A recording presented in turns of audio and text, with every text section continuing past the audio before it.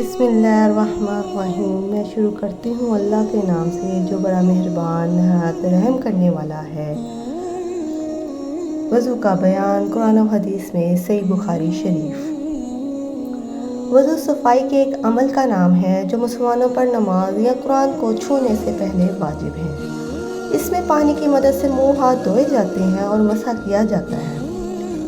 مسلمانوں میں وضو کے مختلف طریقے رائج ہیں مگر کم و بیش ایک جیسے ہیں اور ان کا بنیادی مقصد جسمانی روحانی پاکیزگی ہے۔ قرآن میں ایک آیت وضو کے نام سے موجود ہے جس میں وضو کے طریقے پر روشنی ڈالی ہوئی ہے۔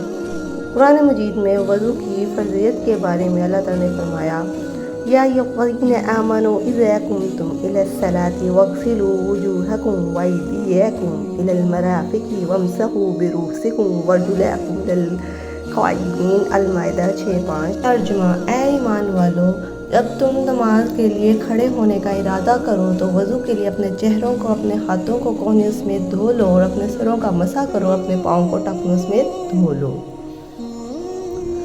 امام بخاری رحمۃ اللہ علیہ کہتے ہیں کہ نبی کریم صلی اللہ علیہ وآلہ وسلم نے فرمایا کہ وضو میں اعضاء کا دھونا ایک ایک مرتبہ فرض ہے، اور آپ صلی اللہ علیہ وسلم نے اعضاء دو بار دھو کر بھی وضو کیا اور تین بار بھی، اور 3 مرتبہ سے زیادہ نہیں کیا۔ اور علماء نے وضو میں اسراف پانی حد سے زیادہ استعمال کرنے سے مکروہ کہا ہے کہ لوگ رسول کریم صلی اللہ علیہ وآلہ وسلم کے فعل سے آگے بڑھ نہ جائیں۔ جزاک اللہ خیرا۔